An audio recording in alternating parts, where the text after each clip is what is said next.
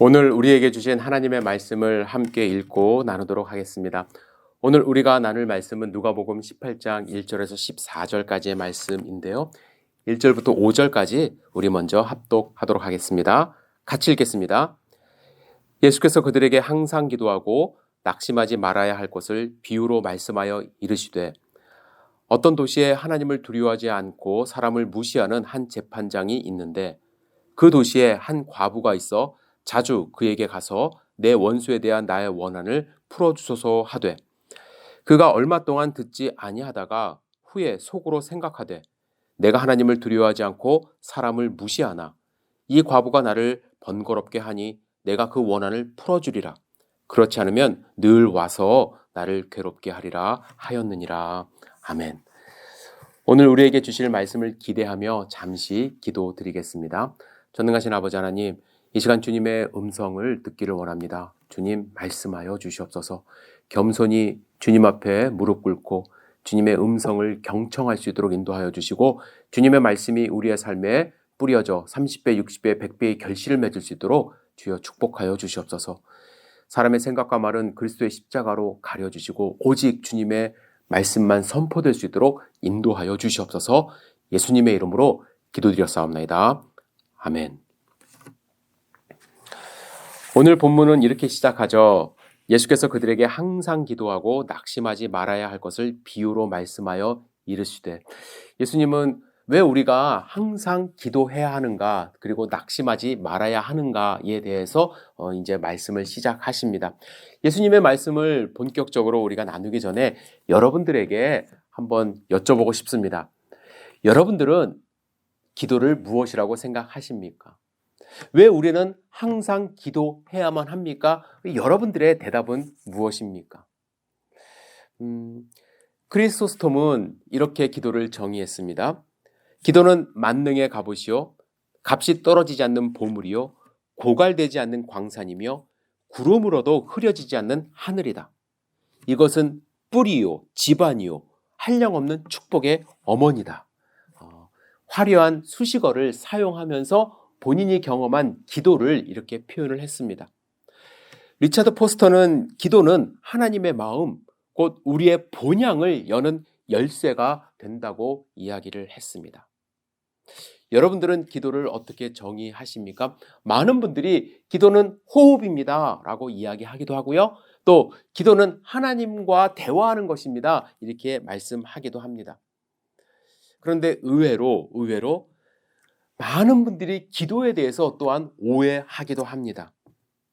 어떤 분들은 우리는 왜 기도해야만 합니까? 어차피 하나님 계획 안에서 모든 것이 일어나는 것 아닙니까?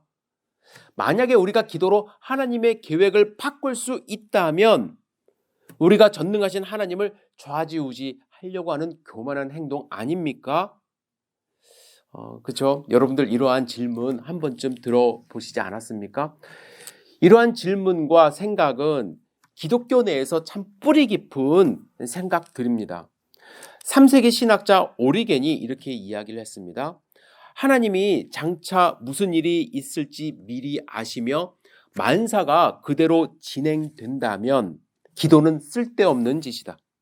또한 세상사가 모두 창조주의 뜻에 따라 진행되며 거룩한 뜻은 확정적이어서 한치도 달라질 여지가 없다면 그때 역시 기도는 헛수고에 지나지 않는다라고 주장을 했습니다.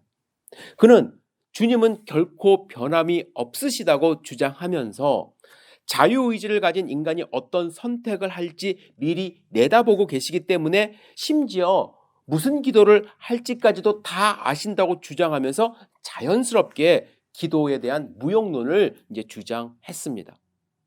의외로 많은 신학자들, 철학자들이 오리겐의 뒤를 따랐다고 합니다. 칸트 같은 유명한 철학자도 인간의 기도가 거룩한 뜻을 굽게 할 수 있다는 생각 자체가 불합리하며 건방진 망상이라고 단정했습니다. 뿐만 아니라 과학이 발전함에 따라서 흔히 하나님의 섭리로 여기던 현상들을 논리적으로, 과학적으로 규명하고자 하는 그런 노력이 많아졌습니다. 과거에는 이거 하나님이 하신 일이야, 하나님이 이루셨어 라고 생각했던 것들도 이제는 하나님이 아니라 논리적으로, 과학적으로 이제 설명하려고 하는 그런 노력들이 많아졌다는 것이죠. 이성적이고 합리주의적인 영향을 받은 현대인들은 차츰 기도를 비이성적인 행위로 보기 시작했습니다. 그래서 많은 사람들은요, 기도를 자아 신뢰의 진화된 형태라고 이제 보기 시작했습니다. 그리고 기도는 자체 훈련으로서 좋은 효과를 나타내는 것이다. 즉 명상과 같다라는 거예요. 자체 훈련, 자기 훈련으로서 좋은 효과를 가질 뿐이다. 하나님과 관계없이 그렇게 생각을 합니다. 그래서 기도는 잠재 의식의 저장소에다가 새로운 신념을 부어주는 생애 건전한 사기라고까지 말하는 사람이 있습니다. 또한 심리학적 이성론자들은 기도는 유리화, 즉 합리주의, 자기를 합리화시키는 그러한 거로 생각을 했고요. 또 관념적 객관화나 희망적 관측, 즉 희망은 사상의 아버지가 되는 것이니 우리가 가지고 있는 소망이나 희망으로 표현하는 것이 기도라고까지 이야기를 했습니다. 즉 자기가 생각하는 것, 바라는 것을 그냥 기도로 표현하는 것이다 라고 생각을 많이 했다는 것이죠. 여러분들에게 기도는 어떤 것입니까? 여러분들은 기도를 어떻게 정의하고 있습니까? 저는 기도에 대한 다른 여러 가지 정의 또 경험도 있지만 중요한 것은 하나님의 자녀인 그리스도인들이 소유하고 있는 신비로운 무기라고 저는 생각을 합니다. 제가 신비롭다고 표현을 했습니다. 왜 신비하냐면요. 기도는 하나님을 믿고 기도하는 자에게만 나타나는 신기하고 비밀스러운 능력이기 때문에 그렇습니다. 그 비밀을 모르는 사람들은 그것을 허상이라고 부르고 또 그것을 모르는 사람들은 주술적인 행위라고 말할 수 있지만 기도의 능력을 체험하는 자, 하나님과 관계가 있는 사람들에게는 기도는 정말로 신비로운 것이고 따라서 기도는 우리가 가지고 있는 최고의 무기라고 생각할 수 있습니다. 여러분, 기도는 능력이 있습니다. 따라서 기도는 우리의 삶을 변화시키고 가정을 변화시키고 교회를 변화시키고 사회를 변화시킬 수 있습니다. 믿는 자의 기도는 하나님이 역사하고 계시기 때문에 힘이 있는 것이죠. 오늘 예수님은 예수님을 따르는 자들의 기도에 대해서 두 가지 비유를 통해서 말씀하십니다. 첫 번째 비유는 기도하는 자의 자세에 대해서 말씀을 하고 계십니다. 기도하는 자는 항상 기도하고 낙심하지 말아야 된다고 말씀을 하시죠. 1절을 다시 한번 읽겠습니다. 예수께서 그들에게 항상 기도하고 낙심하지 말아야 할 것을 비유로 말씀하여 이렇게 시작을 합니다. 예수님은 우리가 왜 항상 기도하고 낙심하지 말아야 할지에 대해서 불의한 재판장의 비유로 설명을 하십니다. 어느 도시에 하나님을 두려워하지 않고 사람을 무시하는 한 재판장이 있었습니다. 그와는 대조적으로 그 도시에 한 과부가 있었습니다. 재판장과 과부는 아주 극단적인 대조입니다. 재판장은 권력이 있었습니다. 그러나 과부라 함은 그 당시 사회에서 아주 힘없는, 전혀 힘을 쓸 수 없는 사람의 대표적인 모습이라고 할 수 있습니다. 그런데 이 과부는 한 사람에 대해서 어떤 원한이 있었습니다. 거기서 원한이라 함은 정의롭지 못한 상황을 의미하죠. 예를 들면 열심히 일을 했는데 부당하게 그 돈을 착취한 어떠한 가게 주인이 될 수도 있습니다. 힘이 없다는 이유로 관심을 전혀 받지 못할 뿐더러 나라에서 나오는 배급조차 받지 못하는 비참한 상황일 수 있습니다. 과부라는 이유로 누군가에게 손가락질 당하는 그러한 상황이 될 수도 있습니다. 이 과부는 자기 억울함을 풀어줄 곳이라고는 이웃에 아무도 없고 법을 집행하는 재판관밖에 없었던 것입니다. 힘 있는 이웃, 그를 도와주지 않았습니다. 그나마 공권력에 호소할 수밖에 없었던 것입니다. 그래서 과부는 자주 재판장에게 찾아갔습니다. 자기 원수에 대한 원한을 좀 풀어달라고 애원합니다. 그것밖에 없었기 때문에 그래요. 처음에는 재판관이 듣지 않았습니다. 그러다가 시간이 흐르면서 재판관은 속으로 이렇게 생각합니다. 내가 하나님 두려워하지 않고 사람을 무시하지만 이 과부가 나를 정말 번거롭게 하니까 내가 그의 원한을 풀어줘야겠다. 그렇지 않으면 늘 와서 나를 괴롭게 하리라. 그래서 재판관은 과부의 청을 들어주게 됩니다. 예수님은 이 비유를 통해서 뭐라고 말씀하시냐면 하물며 하나님께서 그 밤낮 부르짖는 택한 자들의 원한을 풀어주지 아니하겠느냐. 그들에게 오래 참으시겠느냐? 그러니 우리도 항상 기도하고 낙심하지 말고 기도하라고 말씀하고 계십니다. 여러분, 우리는 왜 항상 기도해야만 합니까? 오늘 본문의 말씀을, 이 비유를 여러분들 비유로 읽어야만 합니다. 오해하지 마세요. 하나님이 불의한 재판관 같은 분이기 때문에 잘 들어주지 않아서 그냥 그를 귀찮게 해서 내 기도 제목을 관철시켜야 하기 때문에 항상 기도해야 된다, 그런 뜻으로 말씀하신 것이 아니죠. 7절에 보시면 하물며라는 단어가 나옵니다. 하물며, 하나님께서 그 밤낮 부르짖는 택하신 자들의 원한을 풀어주지 아니하시겠느냐? 그들에게 오래 참으시겠느냐? 이 말은 불의의 재판관도 귀찮은 마음으로 과부의 청을 들어주시는데, 하물며 우리의 아버지 되시는, 우리를 택하신 하나님께서 우리의 기도를 들어주시지 않겠느냐라는 반어법의 의미로 이 비유를 사용했다는 것을 마음 가운데 먼저 두셔야만 합니다. 그러면 우리가 항상 기도해야 되는 이유는 무엇일까? 하나님이 다 알고 계시는데 왜 기도를 해야만 하는가? 기도는요, 기도를 통해서 내 의지를 전달하고 내 뜻을 관철시키기 이전에, 기도는 관계를 맺는 행위이기 때문에 항상 기도해야만 합니다. 사실 내 의지를 표현하는 것, 내 필요를 전달하는 것은 이야기를 듣는 분이 전지전능하신 하나님이기 때문에 논리적으로 본다면 항상 기도할 필요 없어요. 그러나 기도는 단순히 사실을 전달하는 것으로 끝나는 것이 아니에요. 하나님은 그 사실을 다 알고 계세요. 사실을 전달하는 것에서 끝나는 것이 아니라 관계 형성에 필요한 것이기 때문에 기도를 해야만 합니다. 비유에서 과부는 재판장을 자주 찾아갔어요. 그럴 때 불의한 재판관은 이 여인이 자기를 번거롭게 할 것 같은 불안감이 찾아온 거예요. 사실은 이미 파악하고 알았어요. 예? 그런데 이 재판관의 마음 가운데는 관계가 형성이 되었어요. 그것이 좋은 관계이든 나쁜 관계이든 이 불의한 재판관이기 때문에 나쁜 쪽으로 관계가 형성이 된 것이죠. 이제 귀찮은 마음이 생긴 거예요. 처음에는 귀찮은 마음조차도 없다가 이 여인이 마음 가운데 자기를 귀찮게 할 것 같다라는 생각이 그의 마음을 지배하기 시작한 것이죠. 불의한 재판관과 과부는요, 어떠한 형태로든지 간에 관계가 형성되지 않는 그러한 불의의 사람인데도 불구하고 관계가 형성이 되었다는 것입니다. 여러분, 하나님을 우리는 인격적인 분이라고 이야기를 합니다. 하나님은 인격적인 분이세요. 기계적인 분이 아니에요. 우상이 아닙니다. 인격적이라는 것은 하나님이 뜻이 있다라는 거예요. 우리와 같은 감정이 있다라는 거예요.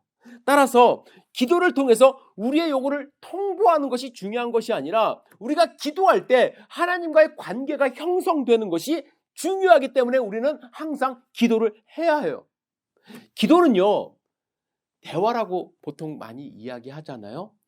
내가 필요한 것을 읊는, 그냥 하나님 이거 해주세요, 이거 해주세요, 이거 해주세요가 아니라, 기도를 할 때 일어나는 현상이 무엇이냐면 내가 나의 필요를 이야기함과 동시에 하나님의 뜻을 발견할 수 있는 그런 대화의 장소, 시간이기 때문에 항상 기도해야만 합니다. 그래서 예수님은 우리에게 낙심하지 말라고 이야기도 하세요. 많이들 기도하면서 낙심하는 이유는 무엇이냐면, 기도는 하지만 기도 응답에 대해서 하나님이 나에게 응답하실까 하는 불안감이 있기 때문에 그렇습니다. 그러나 우리가 기도 응답에 대해서 낙심하거나 또는 용기를 잃지 말아야 할 이유가 있어요. 무엇보다도 기도를 들어주시는 분이 불의한 재판관이 아니라 아버지, 우리를 택하신 하나님 아버지 되시기 때문에 그렇습니다. 그래서 그분은 우리에게 최선의 것으로 주시는 분이기 때문에 우리는 낙심하지 말아야 돼요. 예수님은 제자들에게 기도를 가르쳐 주시면서 어떻게 하라고 하셨나요? 하나님을 어떻게 부르라고 하셨어요? 하늘에 계신 우리 아버지요. 하늘에 계신다는 것은 초월적인 분이에요. 동시에 인격적인 분이에요. 내재하시는 분입니다. 우리 아버지 되십니다. 그 당시에 유대인들은 하나님을 아버지라고 잘 안 불렀어요. 부르라고 하셨음에도 불구하고 그분 앞에 그렇게 친밀감 있게 나아가질 않았습니다. 그러나 예수님은 우리를 초청하셨어요. 하나님을 아버지라 부르라고 하셨습니다. 예수 그리스도의 피로 말미암아 우리는 그분의 자녀가 되었고 하나님을 아버지로 부르게 되었습니다. 그분은 완전한 아버지 되십니다. 마가복음 11장 24절에 그러므로 내가 너희에게 말하노니 무엇이든지 기도하고 구한 것은 받은 줄로 믿으라. 그리하면 너희에게 그대로 되리라 약속하셨습니다. 때로는 우리의 기도가 즉각적으로 응답되지 않기 때문에 뭐랄까요? 금 나와라 뚝딱 하듯이 바로 그 자리에서 금 나오고 은 나오고 하는 현상이 없기 때문에 낙심하는 분들이 많아요. 그리고 내가 이 기도하는 것이 제대로 된 기도인가라는 의심을 하시는 분들이 많습니다. 그러나 포시드라는 신학자는 이렇게 말합니다. 언젠가 우리는 하늘나라에 가서 하나님이 위대한 거절이 때때로 우리의 가장 진실된 기도에 대한 진실한 응답이었다는 사실을 알고 감사하게 될 것이다. 하나님의 거절이 가장 위대한 응답이었다는 것을 우리는 발견하게 될 것이라고 이야기를 합니다. 맞아요. 우리는 근시안적인 입장에서 우리에게 최선이 아닌 것들을 구할 때가 많이 있습니다. 때로는 우리의 기도에 대한 응답이 다른 사람에게는 해가 되거나 다른 사람의 기도에 대한 거절을 의미하기도 합니다. 따라서 우리는 좁은 시야로 기도할 수밖에 없지만 하나님은 큰 관점에서 기도를 들으시고 응답하시기 때문에 우리는 결코 낙심해서는 안 된다는 거예요. 리차드 포스터는 기도라는 책에서 이렇게 단언합니다. 우리의 기도가 응답되지 않는 것은 하나님의 은혜와 자비하심 때문이다. 하나님께서 우리에게 그의 은사를 보류하시는 것은 우리의 유익을 위해서이다. 만일 우리 아버지께서 우리에게 최선의 것으로 여러분들이 주신다고 믿으신다면 낙심하지 말고 하나님께 늘 기도하는 삶을 살아야 합니다. 낙심하지 마세요. 기도 응답이 안 되더라도 거절당한다 할지라도 기도 속에서 하나님의 뜻을 알게 하시고 기도 속에서 하나님의 음성을 들을 수 있기 때문에 낙심하지 말고 항상 기도하는 삶을 살아야만 합니다. 두 번째로 예수님은 이 기도의 비유를 통해서 어떤 기도를 해야 될지 기도의 내용을 가르쳐 주십니다. 여러분들은 어떤 내용으로 하나님께 기도하십니까? 어떤 내용으로 기도하시죠? 기도 눈 감고 기도하세요. 하루에 예를 들어서 10분, 20분 기도한다 할 때 여러분들 어떻게 기도하십니까? 많은 분들이 기도를 참 추상적으로 할 때가 많이 있습니다. 별 의미 없이 습관적으로 기도할 때가 많이 있어요. 그 결과로 우리는 기도를 통해서 체험이 없습니다. 그래서 감동도 없고 또 은혜 받는 것이 없기 때문에 그래서 기도 좀 하다가 많은 경우가 많이 있습니다. 그러면 우리는 어떤 기도를 할 때 쉬지 않고 항상 기도하고 또 낙심하지 않고 기도할 수 있을까? 무엇보다도 이 기도의 내용은 단순한 것이 좋아요. 단순하게 기도하시기 바랍니다.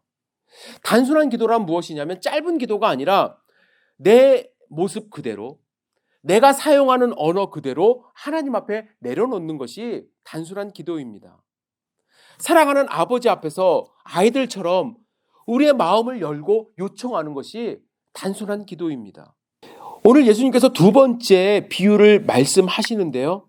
이 비유는 우리가 하나님께 드릴 수 있는 가장 단순한 기도의 모형을 보여주고 계십니다. 예수님은 바리새인의 기도와 죄인인 세리의 기도를 비교하십니다. 바리새인의 기도는 어떻습니까? 하나님이여 라고 정정당당하게 하나님을 부르고 있습니다. 그리고 자신의 정직함, 자신의 깨끗함을 하나님 앞에서 막 드러내고 있어요. 뿐만 아니라 기도하는데 너무 여유가 있습니다. 옆에 있는 세리와 자기를 비교해요. 이 사람과 같지 아니함을 감사하나이다. 그리고 자기의 업적을 낱낱이 고합니다. 남을 깎아내리고 자신을 은근히 높이면서 하나님 앞에서 자신의 자아, 자신의 내면은 드러내놓지 않아요. 겉으로 하는 행동만 나타내는, 그것을 드러내는 기도를 하고 있습니다. 예수님은 바리새인의 기도처럼 우리가 그렇게 기도해서는 안 된다는 거예요. 반면에 예수님은 세리의 기도에 칭찬하셨습니다. 세리의 기도를 살펴보면요, 소위 말하는 기도의 기본이 없어요. 우리가 기도 어떻게 해야 됩니까? 배우면은요. 기도에는 이러한 순서로 하십시오라고 이제 기본적으로 알려드리는 것이 있습니다. 찬양 먼저 하시고요. 또 하나님께 감사 기도하시고요. 그리고 간구하시고 또 마지막에는 예수님의 이름으로 기도 드렸습니다. 아멘. 이렇게 해야 된다고 순서를 알려드립니다. 하지만 세리의 기도는 그런 순서가 없어요. 하나님 앞에서 가슴을 치며 기도하기 시작합니다. 하나님 앞에 내가 섰다고 생각했을 때 그 순서를 생각할 겨를이 없는 거예요. 가장 순수하게 자기의 모습, 자기의 내면을 고백하고 있는 것입니다. 이렇게 기도하죠. 하나님이요. 아버지라고 부르지도 못해요. 불쌍히 여기소서. 나는 죄인이로서이다. 거룩하신 하나님 앞에 섰을 때 우리가 느끼는 심정입니다. 그리고 우리가 느껴야 하는 심정이에요. 왜? 우리는 거룩하다 칭함을 받은 사람이지만 아직까지 완전하지 않기 때문에 우리의 삶의 모습에서 나타나는 그런 죄인의 모습을 하나님 앞에 갖고 갈 수밖에 없어요. 그래서 우리는 하나님 앞에 무릎 꿇고 기도할 때 하나님이여 불쌍히 여기소서 나는 죄인으로서이다. 세리의 마음으로 우리는 기도해야만 해요. 이것이 가장 정직한 기도예요. 우리가 해야 되는 기도의 내용입니다. 죄 용서를 구하는 기도가 가장 절실한 기도의 모습입니다. 그래서 하나님의 용서함을 받고 하나님과 관계가 회복된 다음에 그리고 나서 우리가 원하는 것이 있으면 하나님께 아뢰는 기도. 그 순서로 가야지 그냥 눈 감고서 내가 원하는 거 타다다닥 몇 가지 얘기하고 하나님 이거 들어주세요. 아멘. 이런 기도가 아니라는 거예요. 가장 먼저 내 안에 내면을 들여다보며 하나님 앞에 회개할 것이 있으면 회개하고 하나님과 관계가 형성이 된 후에 내 마음속에 있는 안타까움, 원한, 바라는 것 하나님 앞에 아뢰을 때 그 순간에 하나님이 우리에게 생각을 또 전해주시고 하나님의 음성을 들려주십니다. 여러분, 예수님이 이 비유를 말씀하신 위치 18장 1절부터 14절까지의 그 위치를 살펴보면 흥미로운 사실 하나를 발견하게 됩니다. 이 비유의 앞뒤에는요, 병고침의 사건이 있었다라는 거예요. 앞에 있는 사건은 10명의 나병 환자가 병고침 받는 사건입니다. 그들이 멀리 서서 예수님을 알아봅니다. 예수님을 알아봤을 때 소리 높여 외치죠. 예수 선생이여 우리를 불쌍히 여기소서. 이 외침은 나병 환자들이 할 수 있는 가장 단순하고 가장 정직한 외침이었습니다. 그리고 예수님이 오늘 본문 말씀을 하신 후에 또한 사건이 나타나는데 맹인을 만나는 사건입니다. 여리고라는 곳에 가까이 갔을 때 한 맹인이 길가에 앉아 구걸하다가 예수가 지나간다는 소식을 듣습니다. 그는 그 소식을 듣고 소리 질러요. 다윗의 자손 예수여 나를 불쌍히 여기소서. 사람들이 좀 시끄러우니까 조용히 하라고 꾸짖습니다. 하지만 그는 더욱 소리 높여 외칩니다. 다윗의 자손 예수여 나를 불쌍히 여기소서. 예수님의 비유, 오늘 본문의 비유 앞뒤에 10명의 나병 환자와 맹인의 외침 내용이 같아요. 예수여 나를 불쌍히 여기소서. 우리 인간이 전능하신 하나님 앞에서 할 수 있는 가장 단순하고 정직한 기도의 모형이라고 저는 확신합니다. 우리의 기도가 담고 있어야 할 내용은 전능하신 하나님 앞에 섰을 때 내 자신을 발견하는 고백이 되어야만 합니다. 하나님이여 이 죄인을 불쌍히 여기소서. 이러한 고백의 기도는 나병 환자와 소경에게 나음을 주었고 세리의 죄가 용서되는 역사가 일어났습니다.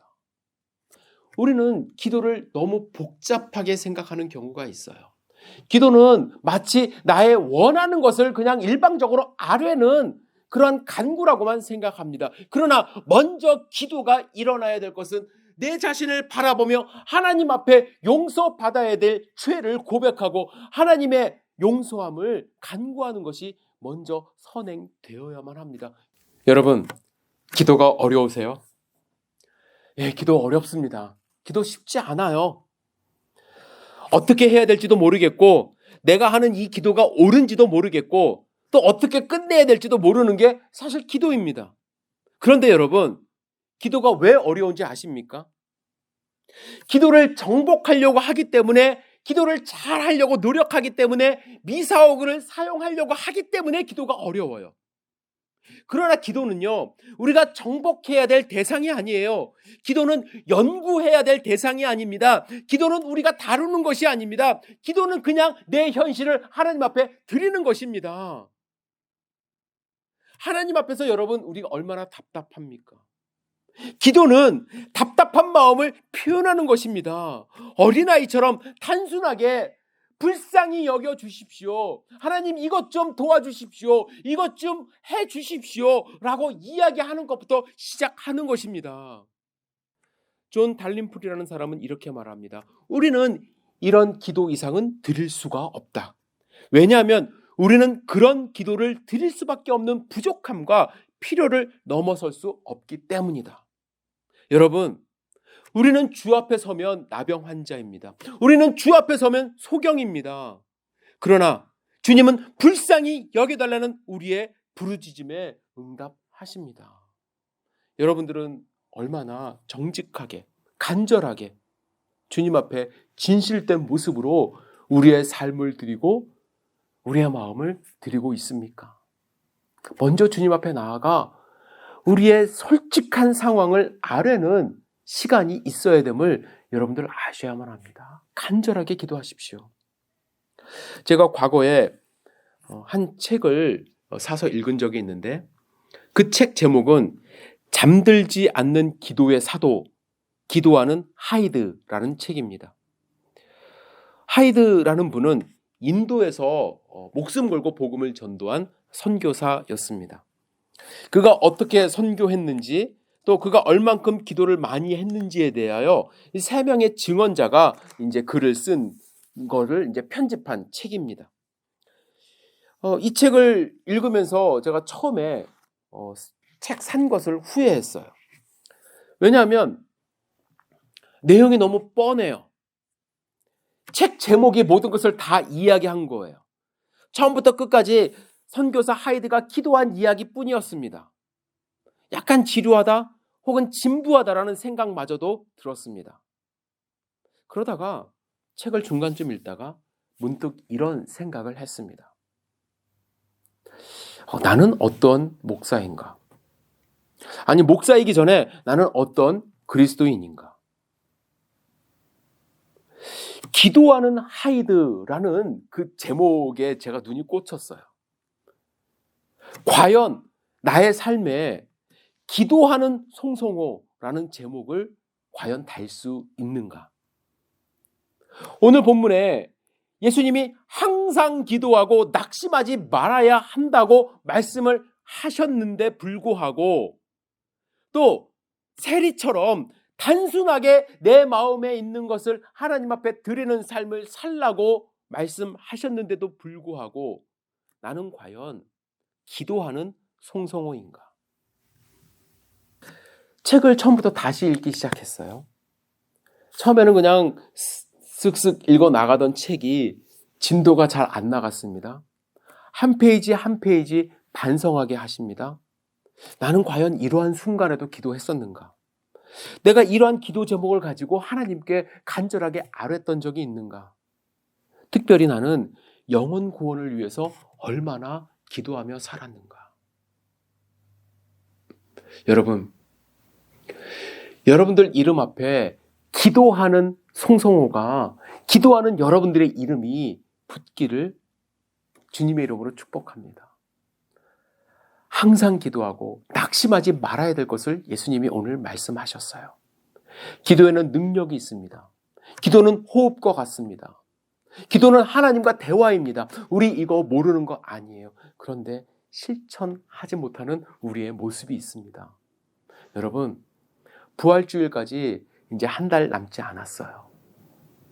여러분들 마음 가운데 누군가를 위하여 기도하고 있다고 한다면, 이 부활주일에 정말 예수 그리스도의 부활을 증거하고자 하는 한 사람의 이름이 있다고 한다면 항상 기도하고 낙심하지 말고 기도하고 정말 주님 앞에 간절히 아뢰므로써 하나님의 능력이, 예수 그리스도의 보혈의 능력이 나타나는 부활절 될 수 있기를 주님의 이름으로 축복합니다. 기도하는 열린교회 되기를 다시 한번 주님의 이름으로 축복합니다. 기도하시겠습니다. 전능하신 주님, 항상 기도하고 낙심하지 말아야 될 것을 비유로 오늘 우리에게 말씀하셨습니다. 주님, 세상 사람들이 기도에 대해서 무엇라 이야기하든지 우리는 살아계신 전능하신 하나님께 기도하는 삶을 살 수 있도록 인도하여 주시고 기도의 능력을 체험하는 하나님의 백성들 될 수 있도록 인도하여 주시옵소서. 우리의 삶 가운데 기도의 능력이 나타날 것을 믿고 의지합니다. 예수님의 이름으로 기도드렸사옵나이다. 아멘.